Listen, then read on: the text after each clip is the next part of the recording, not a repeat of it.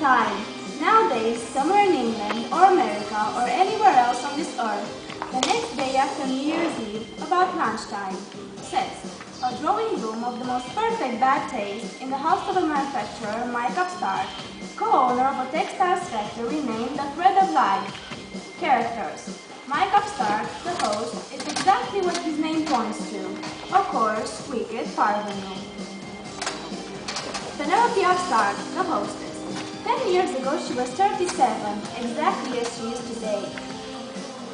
Bessie, their daughter, coming from Elizabeth, a queen of tricky incidents.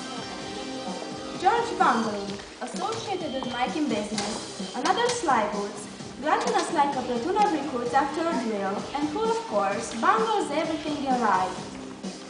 Agatha Bungling, his wife, a boor, not far from her husband, enjoys playing the educated person in society.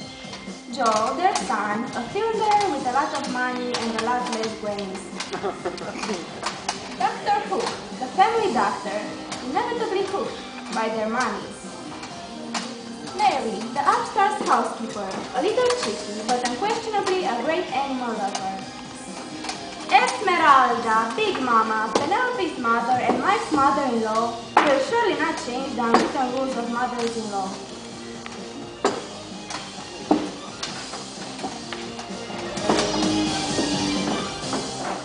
My dear Penelope, my buttons are jumping off because of so much eating. That's because the best meal in the world is when people eat the leavings of the New Year's party. And not to mention that Penelope also gave us that delicious mushroom dish, made especially for us. It was extraordinary, madam. I still feel its taste. You're just trying to be nice, Doctor. And you want to compliment me? Well, yes, it was me who prepared the mushroom dish with my own hands. What about mushrooms, my dear Penelope? What method do you use to see if they are poisonous or not? Quite so. What do you do to see that? Let Agatha tell us first. Will you, Agatha? Well, I tried using the most classical way in the world. Which one, Lady Agatha? After I wash them clean 2 or 3 times, I dip a silver spoon in the pot, and if it goes black, the mushrooms are definitely poisonous, and I throw them away. Of course. Bullshit! Why bullshit, Big Mama? Because there are no genuine silver spoons anymore. It's only polished with silver, and under it are biscuits. And then, Big Mama, how do you check them? As my forefathers have always done it. Let's hear you. My forefathers who go far back in history, and who apart from natural death have never died poisoned with mushrooms. Your mother too learned from me how to do it. Concretely how, Big Mama? Hey, don't poke your nose into household and mind your circles. Come on, Penelope. Tell us how Big Mama taught you to see if it ain't poisonous. We are dying of curiosity. They are, Lady Agatha. They are. Because usually there are many mushrooms. Of course there are many. You can't cook only one mushroom. And will you please stop playing the clever guy after you have had to get to remove all your life? Just like your father. What failure are you talking about, Lady Agatha? I didn't even go to school to myself. No big biting. Mr. Joe, let me make it clear. I said it ain't because if it's only one poisonous mushroom, everything has gone to hell. Come on, Penelope. Tell us at last how you do it. Don't be so priggish, Joe. We speak as we can. We're in family, after all. Education is necessary in any circumstances. I follow only my mother's method. That is... I prepare them as they are brought to me from the countryside or from the market. And after the dish is made, I give the dog a helping or 2 to eat. Well, yes, and? And if within 1 hour, this is the legal time for poisoning, the dog will not die, the mushrooms can be eaten quite safely. There's no better recipe in the whole world. Unfailing, like my Johnny used to say, as he was crazy about mushrooms. Poor him. May God rest him in peace. He was an educated person. Perfect, but what if you don't have a dog, huh? It's simple, you fool. You make some scrambled eggs. After all, the egg is a vegetable from the family of mushrooms too. Isn't it? An egg is an animal, Big Mama, and it gives birth to chickens. Mushrooms are plants, and they are multiplied by rain. And the mushrooms you have just eaten, were they checked the same way? It goes without saying. It's the only method I have applied ever since I got married. Dower from my mother, who is such an experienced cook. Thank you for your compliment, dear. Master! Oh dear! Help! Help! Why are you screaming that way? Are you crazy? That dog! That dog! What dog? Our dog! Rex!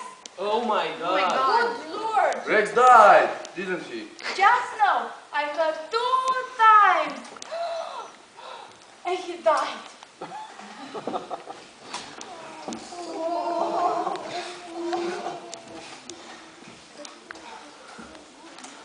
The doctor, I feel sick. Oh. Damn your recipe, Big Mama, and all your descent. Well, why have you relented my touching hands? Look at me. I am the oldest here, but still I am not losing my temper. Ether, quickly bring me some, otherwise I'm going to faint. Give me a break with your ether. Milk! Somebody bring milk. It's the best cure for poisonous mushrooms. Mary, fetch quickly the pot with ether. With milk. What milk are you dreaming of, Mike? A doctor. Let a doctor come. But don't we have a doctor here? Where's Dr. Hook? And call an ambulance at once. And all the doctors in the town. And the ones abroad. I give everything I have. My fortune, my factory, my everything. Doctor, come on. You're an expert in almost dead people. Make phone calls. Do something. Don't stand with folded arms. Please, please. Unfortunately, all is in vain. Taking into consideration that 2 hours have passed since he ate the mushrooms, we don't need doctors or ambulances anymore. No doctor and no ambulance can save us now. It's useless. Ladies, gentlemen, the irreparable will soon begin to happen. Oh goodness, what do you mean? It's no use to undergo lavages. In other words, we will soon be dead. Unfortunately, yes, we will. And the only help I can give you as a doctor is a piece of advice, a psychological one. Namely what? We all live our last moments. Let's keep calm and face death bravely. This is what I suggest. What? What? Damn your mushrooms, Penelope. My mushrooms prepared with my own hands. Before long, we will be in atrocious pain. Childbirth pain? Of course not. Poisoning pain. Poisoning pain. I have some morphine in my first aid case that will help us get through the pain. May you live long, doctor. Thank you for wishing me this, Big Mama, but I'm afraid I have no time left. And when exactly are we supposed to pass away? The most important for us is not to feel anything. That is why I suggest we should throw a memorable party. Yes, let it be a general boozing. If you are to die anyway, let's die as drunk as lords. Yes, as drunk as Lord. It is going to be our last great party. But I don't want to die. I don't want to die. What if someone asked you? To tell you the truth, I was planning to commit suicide with my own hands, but I was afraid. Be thankful to God, because now the mushrooms will satisfy you. Call all the servants, and let them empty the larders, and let the wine pour, and let us wash ourselves with French champagne and brandy. Long live our last party.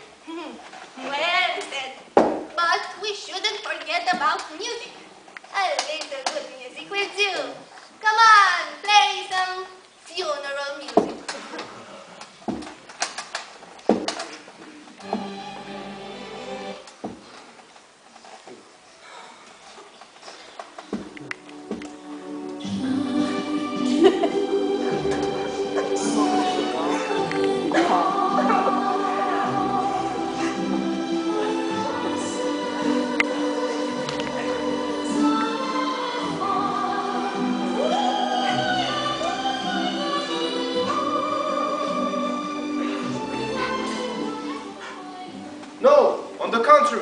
should be merry music so we can leave this world joyfully.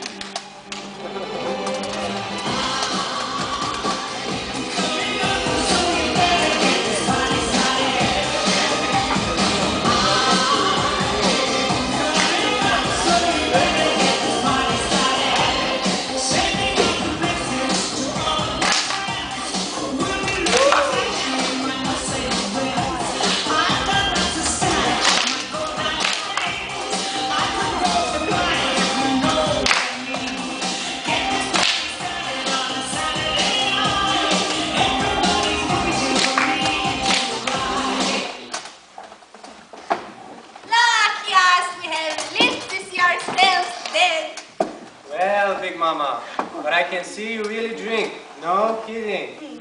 Let's drink Bruderschaft. That's what my Johnny likes. God rest him in peace. And my dear Penelope, because we are just drinking a glass of whiskey, I want to tell you a secret before I die. What secret, Mother?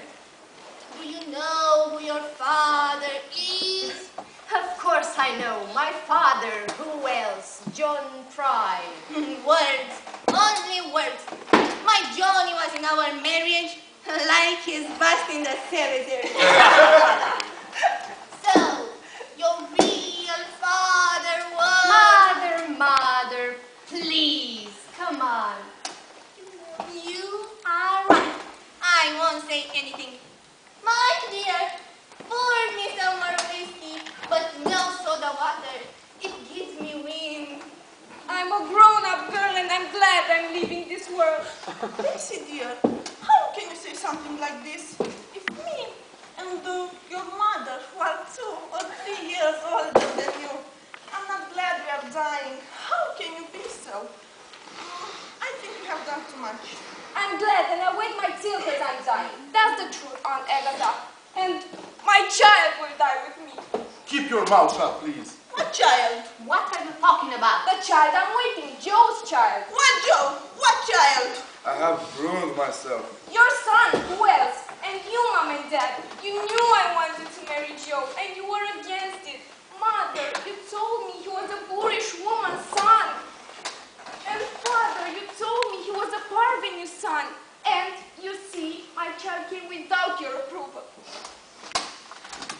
Mike, did you really tell about me I was a parvenu? As I'm dying, I don't have the right to lie. Yes, I said it because you are. And you, Penelope, did you tell about me I was a boorish woman? But everybody knows that. And anyone can see it. Now that we're dying, why shouldn't we be sincere? You? Are you criticizing my poor father's Mrs. Upstart? You, the niece of a baker who made his fortune from M&C pies? Meat and cheese, yes, it's true. If your uncle had not left his fortune, this swindler, who is your husband, would never have married you. Mother, keep your mouth shut. At least now, in front of death. Listen to me, you big Tyson. You teach your own children how to behave in society. And don't be rude to me, otherwise I will slap you here, in public. Mom! Hey, Mr. Bungling, my precious partner. Your wife is showing off as she has done all her life. She called me a swindler. And isn't it true? In our association, I was and I was not. Ask your wife. Now, Mr. Bungling, you will find out. I was the one who gave Mike the money to associate with you. With what interest? Well, you want to know too much. What was the interest of my wife's money, Mr. Upstart? Don't force me to be cheeky now that I'm dying. All I can tell is that the interest asked by your wife went up so high that I couldn't cope with it anymore. She speculated me, can you hear me? She took from me even the small change, kept for my wife, and she calls me now a swindler. Mike, how could you cheat on me with this creature? It was in the interest of our firm, my dear. I'm glad we're going to die just to see you dead because of your wickedness. Excuse me. In other words, Mr. Upstart, you dishonored my marriage. On the contrary, I honored it. I agree. I would be grateful to you in the other world. But I would like to unburden my soul first. Mr. Upstart, my good partner, find out that the $500,000 were not stolen by the unfortunate accountant of the factory who is in jail now, but by me, your friend and associate, to buy Penelope, your wife, that Mingfer without which she will not give in to me. Mind your words, scoundrel! Why should we? Now you know, cockroach. Shut up, all of you! Oh my God! What families! What friends! What kind of people! Girls with little babies. At least I had Penelope when I was married. Villains! Swindlers! I am sick and tired of this world. Hey, kid! Yes, Big Mama. Pour me another glass of whiskey because I'm very upset. Right now, Big Mama. Master! What is it? Will you come outside? The chauffeur who ran over our dog. He doesn't want to take him for the street.